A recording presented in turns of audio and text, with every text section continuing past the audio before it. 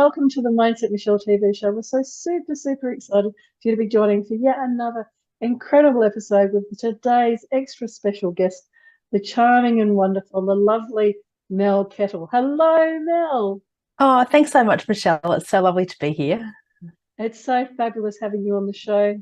And for those of you that may not have heard of her, she is this amazing leadership communication specialist, and she's a speaker and author and executive coach. And I'm sure she's much more than those labels as well. So, Mel, please, do you want to share with people how you came to be doing what you're doing and a bit more about your background? Yeah, thanks, Michelle. I've been working for myself as a leadership communication consultant or as a consultant for 17 years. And I kind of fell into it. I was in a job that I stopped loving, as so many of us do, and looked around for other things that I could do instead, and nothing really floated my boat. So I thought, I've always wanted to be a consultant. Let's just start. And that was in 2006. I can't believe how many years have passed. But these days I work with leaders and teams to help them communicate, to create real connection and sustained engagement with their staff, with their board, with their colleagues, with their stakeholders, and with their customers. And the way that I do that is through, as you've mentioned, I run some training and development programs. I've got a program called Connected Leaders, which is for teams or groups of leaders in-house.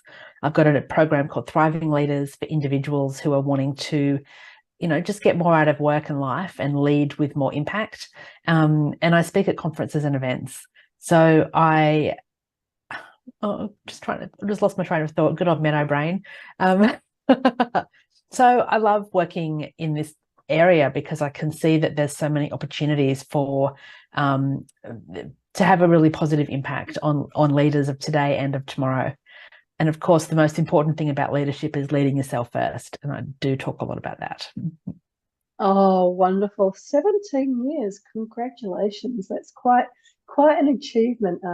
I always think that consultant years, it's not quite dog years, but if you triple dog years, it's a little bit closer to not just Menno brain, but all sorts of other brains where that kind of high pace and high intensity that you're doing in not just delivering programs and work for your fabulous clients, but also the development and keeping up with all of the latest trends. But taking a step back from that for a minute, now, when you were a kid and when you were growing up, I'm sure you didn't sit there in school and think, when I grow up, I want to be a leadership consultant.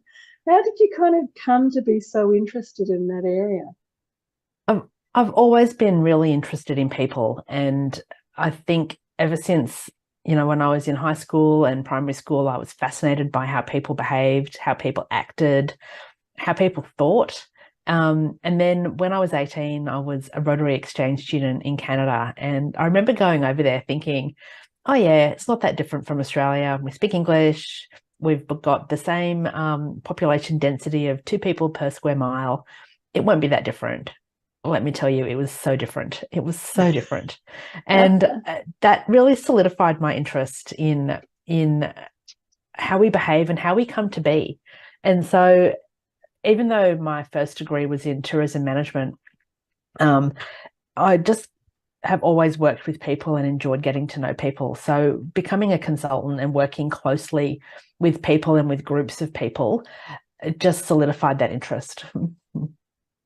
And it's interesting when you were saying about, your first degree was in tourism management. And I guess the thing about that is that you're also asking those questions and trying to understand people about where do they want to go on holidays and what they want to do.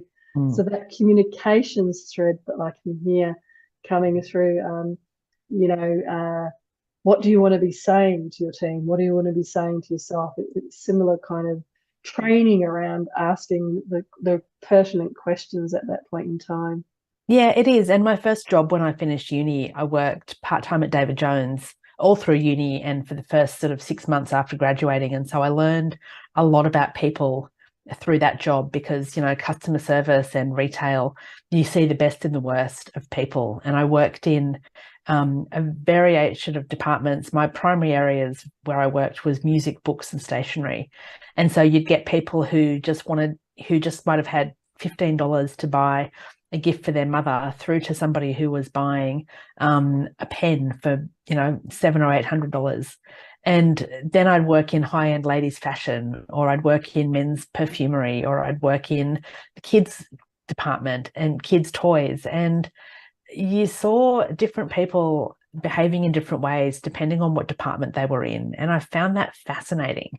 And the other job that I had when I finished uni, while I was still working at David Jones, was as a tour guide for the National Museum. And the museum hadn't been built then. So our tour guide site was Old Parliament House. And again, we met all sorts of really interesting people. And I'll never forget the day that Sir John Gorton, who was the former Prime Minister, came on one of my tours. And he was hard to miss because he was about 6'7" and just had this presence. And he was so interesting, and he was so kind, and he was so gracious. And I said to him, "Are you happy for me to mention that you're on this tour to anybody who might not recognize you?" And he said, "Oh, do people not recognize me?" And not in any egotistical way, but just because he had such a presence. And I said, "I suspect the Japanese tourists on the tour might not recognize you." And he was fantastic. He gave some great insights. But then a few days later, when I was at David Jones, I was working in the ladies' handbags department, and he came to buy a gift for his wife for their wedding anniversary. And he said to me, "How do I know you? You look very familiar to me." And I said, "I was the tour guide 3 days ago at Old Parliament House." And he said, "Oh, you were very good. You were very good." And I just thought, I love that. yeah, he was just, and I was in my mid-20s, and it was my first sort of not proper job where I was using my qualifications. And I loved everything about that job. I loved my colleagues. I loved the people I would see. I loved the interaction with former politicians, with up and coming politicians. Yeah, it was a really interesting time to be in Canberra. Wow, and I love that story. You had me when he was on your tour group, but then when he turned up to buy the handbag, I was even more fascinated Yeah. because I think, when you're younger, those experiences really make such a difference. And I remember when I was overseas as a younger person and working in London, and I'd work, really, really hard in some of the Fleet Street companies, doing some contract work, and get a, thanks for your work, or maybe even see you later as I walked out of the door after all of that hard work. And then I did some work for I've forgotten CSR, the large sugar company. And I ended up, it was like the randomest of jobs, but I ended up taking care of the global CEO for this really, really senior guy. And he gave me this, like you're talking about, pen. He gave me this super expensive pen after taking care of him for a week. And I Wow. thought, yeah, that's the behaviors that when I'm global CEO or equivalent in my world, I want to still be giving random people that I come across, because it didn't cost him anything to be kind, etc.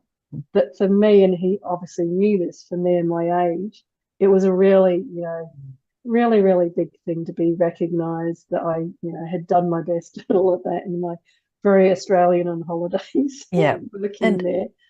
it really doesn't take much to show gratitude to people and to be able to lift somebody up enormously.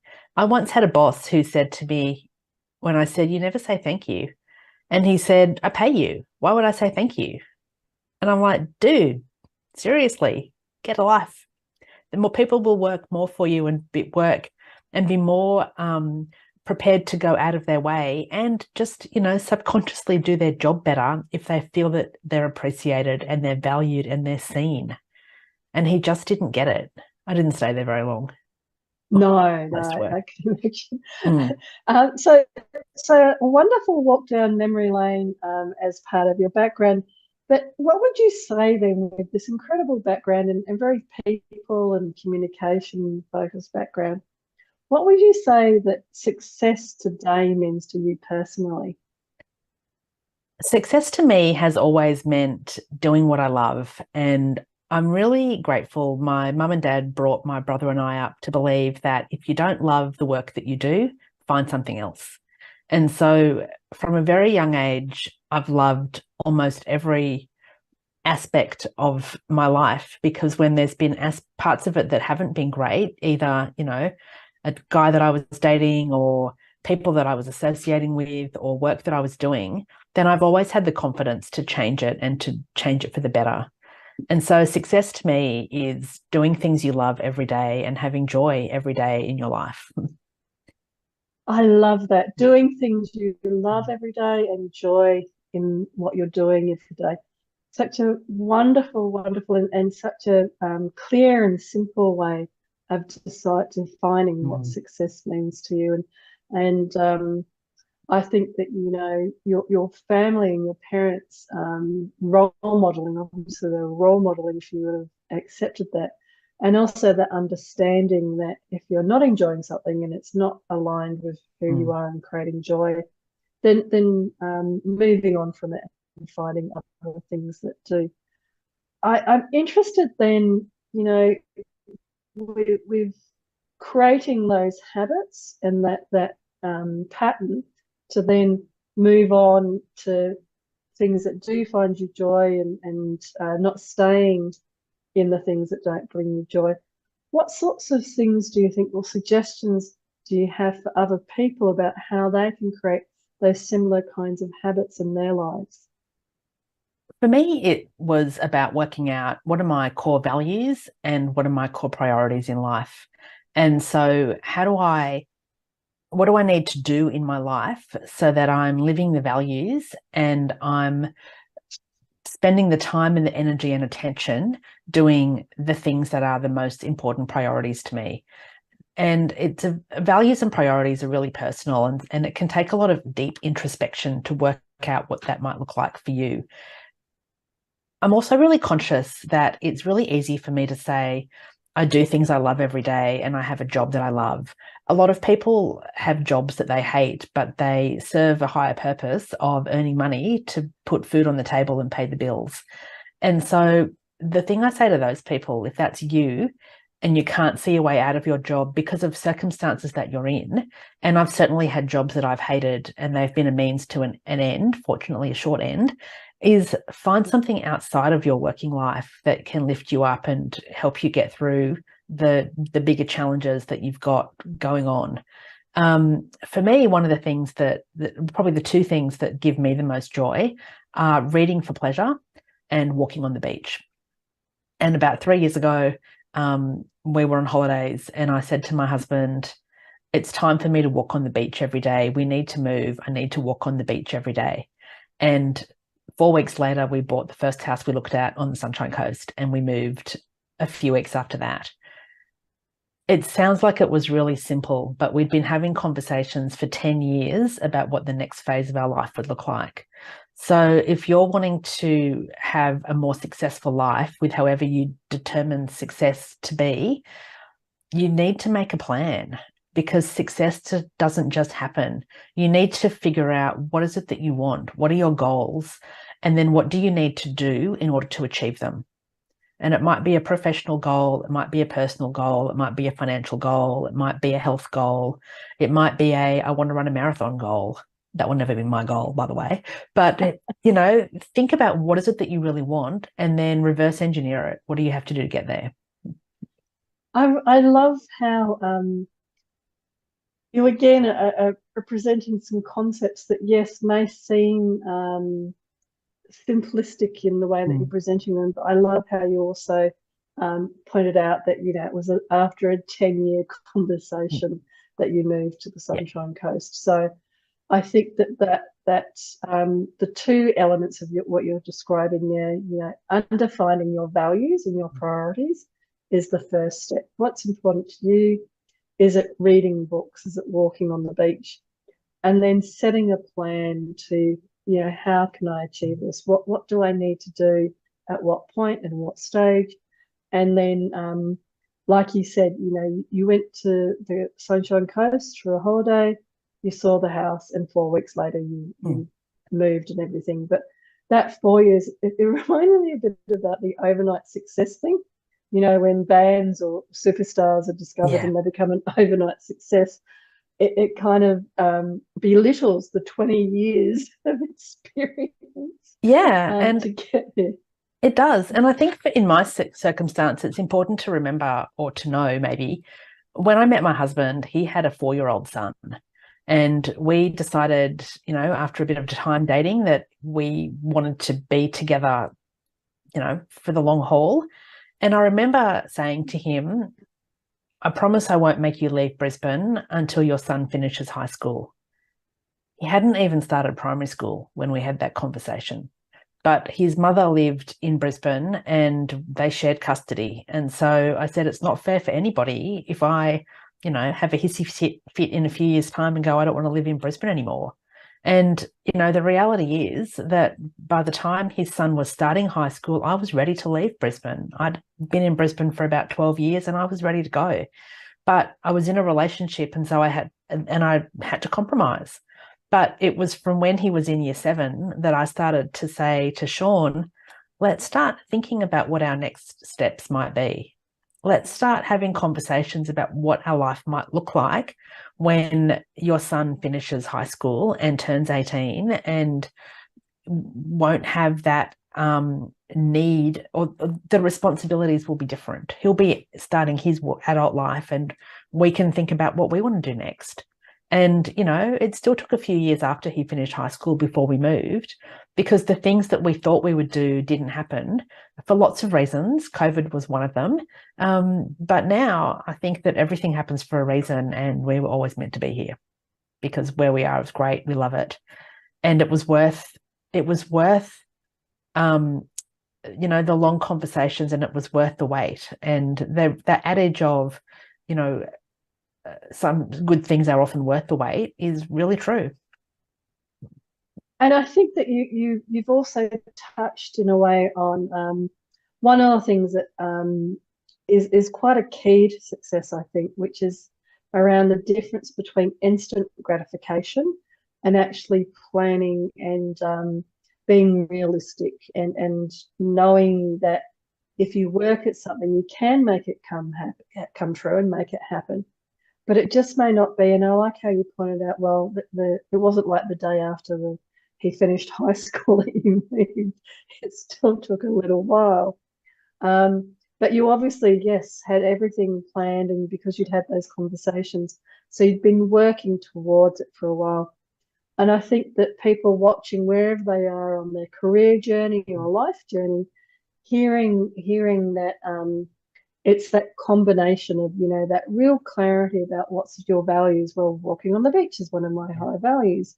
But higher than that was recognizing the commitment to bringing up a child and being there and giving them the support that they need with their mother close by as a higher priority to, I want to walk on the beach and have that lifestyle. It's not that I understand it's not the walking on the beach, but it's the lifestyle that encapsulates, because even when we were talking and you described, you know, it took you 10 minutes to drive from A to B and you went to the post office and all these other things in between. Yep. I think that when people are talking, they should also probably understand that when we're saying about walking on the beach, it's actually the lifestyle that encompassed. That was the idea at the time. And, you know, I think that you're so beautifully pointing out that, yes, have those dreams and those goals and those aspirations, start working and planning towards them and recognizing in a very adult and realistic way that sometimes there's other higher priorities or higher values, and it doesn't make wanting to go to the beach right or wrong. It just means that it might not be the right time. Exactly. And the other thing is, when you're in a relationship with someone, if you have different values and priorities, then you need to compromise. And you both need to compromise sometimes to make sure that you both get what you want at the appropriate time. And I feel like a lot of people forget that as well, or they might feel that they're the only person compromising, when maybe that's true, maybe it's not. But it's also looking at who else is impacted by the decisions that you make and how much does that matter to you. I completely agree. That there's that whole thing about no man is an island, but also when it comes to relationships, the relationship can be its own person or an entity in itself, because it is a series of compromises throughout when you're building it as well. Exactly. Yeah, exactly. And I think so, think about when you're in a relationship with someone, when you're starting out in a new relationship, so many people don't have those conversations around values and priorities. And, the number of friends of mine who've ended up divorced because they wanted children and their partner didn't, and they didn't have the conversation before they committed to each other. Or one of them wanted to move overseas and one of them didn't, and they hadn't had that conversation. Or conversations around, yes, you've got children, but mum and dad are of different religions. How do you raise the child? These are all really important conversations that it's really important to have in any relationship, whether it's a romantic one or a work relationship. How do you intend to continue? Like, what do you want as the end result from the relationship that you've got? And what do you all need to do to get there? I think that these are, again, really important foundations for creating that successful mindset, because especially in relationships, and we're talking about, say, male, female, female, whatever type of relationship, but I was also meaning in terms of work relationships as well. And, more and more people are hiring for values. So you may not have all the skills, but they're hiring because your values align with their values, of being honest or transparent or whatever it might be. And I think that as we're kind of getting more comfortable in having these conversations across society as a whole about values and priorities, etc., it also then does mean that you need to be honest with yourself. So, you might love somebody, but if they do have a religion that is different to the one you want to raise children in, or they don't want to have children, etc., you're so right. I mean, having those conversations early on is so critical to aligning your life path of where you want to go. Yeah, but it's the same with work as well, as you've said. When you're starting a new job or you're moving into a new team or you're new into an organization, what are the relationships that you need to be developing? And what do you need to be like? What does success look like in a new job for you or in a new relationship at work for you? And it might be, if you're getting your first EA, or if you're working with a new board, or if you've got a new CEO, or if you are the new CEO, what relationships do you need to be developing? How do you do that? And what do you want them to look like? What does success look like to you in terms of each of those individual relationships? And we so often forget about that when we start something new. And given that most people leave a job because of their direct supervisor, it's usually because of a relationship breakdown, assuming there was a relationship that was a positive one there to begin with. Yeah, and I think that sadly, again, coming to this instant gratification that through social media and technology, people are kind of, and we're talking about habits here, and not making them right or wrong, but people now have an expectation of, I'll order off Uber, I'll order off Amazon, and so there's an instant gratification. It's not like I'll wait until the shops are open until 5:30 on a Thursday night. And I'm showing my age there, but like waiting until you can actually visit the shop or walk down to the shop or whatever it might be. So we are being trained more and more into that instant gratification kind of world, which is all fabulous and right with technology. But in terms of relationships and values, etc., there tend to be more core priorities and values, and understanding, as you were so beautifully putting, understanding what those are for you, and then how you want to plan out fulfilling. And I love how you've aligned that with success, because success then becomes living a life where you're aligned to your values. And you started so wonderfully talking about, doing what you love and enjoying what you do. And if you don't enjoy it, then moving on. And I also think, success is a team effort. If you're in a relationship and you feel successful, but your partner doesn't, or if you're in a business or if you're at work and you feel successful, but your team doesn't, then how successful are you really? That's Let's a ask the great hard esoteric question. questions here, but can you be successful if nobody else around you is? Is that a bit like if the tree falls in the Yeah, I forest? feel like it should be, yes. It is, it is.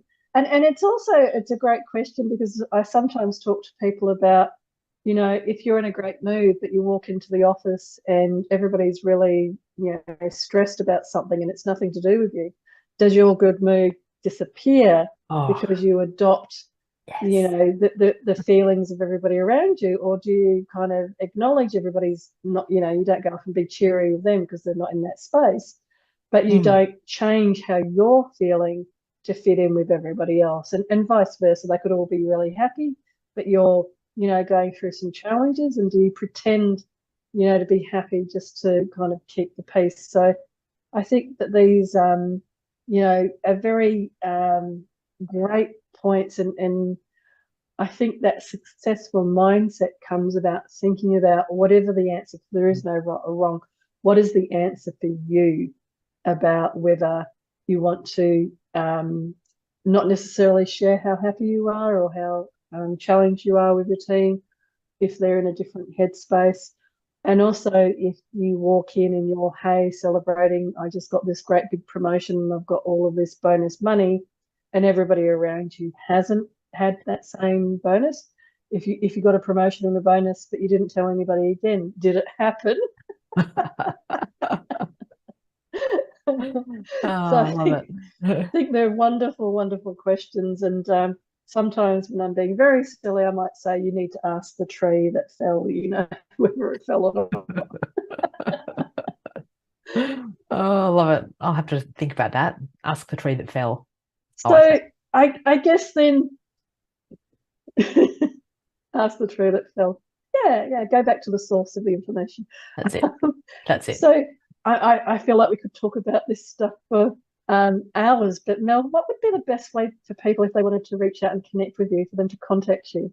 Also, the best way is through my website, melkettle.com. But if you Google me, Mel Kettle, I own the first 4 pages with my name on Google. Probably more actually now. I haven't checked it for a while. So I'm quite easy to find. I'm also on LinkedIn, Instagram, Twitter. At Mel Kettle is my handle pretty much everywhere. So yeah, if you have any questions, please get in touch. I'd love to have a chat and continue the conversation.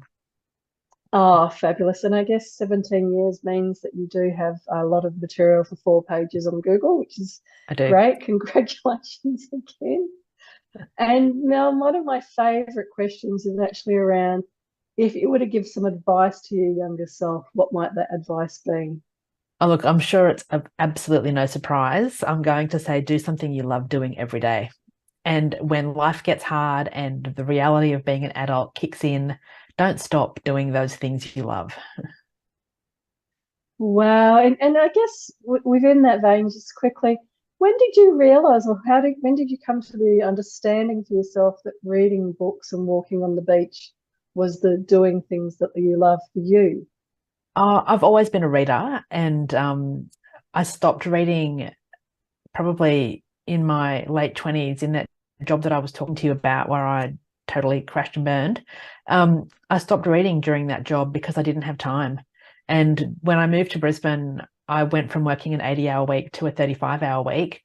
And so I had 45 hours a week and I didn't know what to do with myself. So I picked up books and joined the local library and yeah, just started reading for pleasure again and remembered just how much joy it gave me. And in terms of the beach, I grew up at the beach on the New South Wales Central Coast and didn't ever fully appreciate it at the time. Um, Owned a family beach house and couldn't go there for most of COVID. So for 2 or 3 years, probably for 2 years before we were on holidays at the beach, I hadn't been to a beach. And so it just reminded me of how much I missed it and loved it and needed to do that more often. Oh, wonderful. And Mm. I can really hear, and thank you for sharing those special memories, and how they became formed, and how they then became part of that. Um, working out what your values and priorities are and planning for them. Nell, it's been such an absolute pleasure having you on the show today. Thanks so much for having me. It's been great to be here. Fabulous. And to everybody that's watching, thank you again for supporting the show and sending through all of your comments. And thanks, of course, to people like Mel for sharing their suggestions and tips with us. But for now, from my heart to your heart, be great, be fabulous, and be you.